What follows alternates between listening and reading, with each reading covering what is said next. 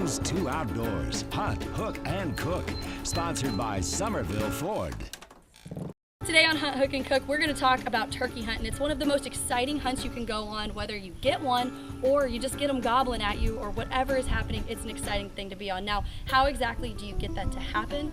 No one has the exact answer, but we do have some tips. Let's start with the literal basics of turkey hunting. You have got to have your hunting license and turkey tags. Every state is different on their laws, so visit SCDNR for that. Then, once you have your license, you're in the woods, you're quiet, it's settled. That's when the calling starts. That's the fun part. Calls, guys do all kinds of different calling, diaphragm calling, slate calls, box calls. I choose to use a slate call or modified slate call.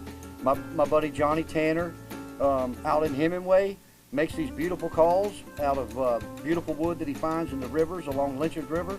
Now, what you hope when you start calling is that you'll hear gobbles and the birds clucking, and that is when you get your heart racing. If the birds aren't coming into you, though, there's a somewhat newer tactic to turkey hunting, at least commercially. It's called scoot and shoot.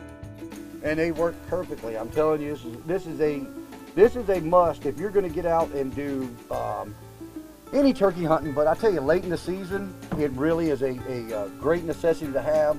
That fan really helps, and it's amazing because turkeys have phenomenal eyesight, so the fact that you can even sneak up on one is remarkable. Oh, and don't forget about the decoys. You set those up to lure in the turkeys so they think they're around you. Hen decoys, we set this up first thing in the morning.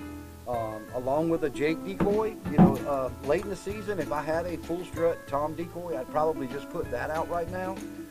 But these are both great decoys that work together. Turkey season is at the end of spring, beginning of summer, so it's most of the time pretty warm. And to be prepared, you also need a few other essentials. And of course, we've got the mosquitoes and the no-see-ums down here. We've got a great thermocell, some bug screen, 100% natural. Works great on the no-see-ums and mosquitoes as well, but you can get out there and in the middle of having birds come in, if you're sitting there swapping at mosquitoes, it doesn't work well. We'll actually show you what went on in our hunt the last week of the season. I may or may not have gotten tricked by our own decoys. We'll get to that, but we'll see you next week.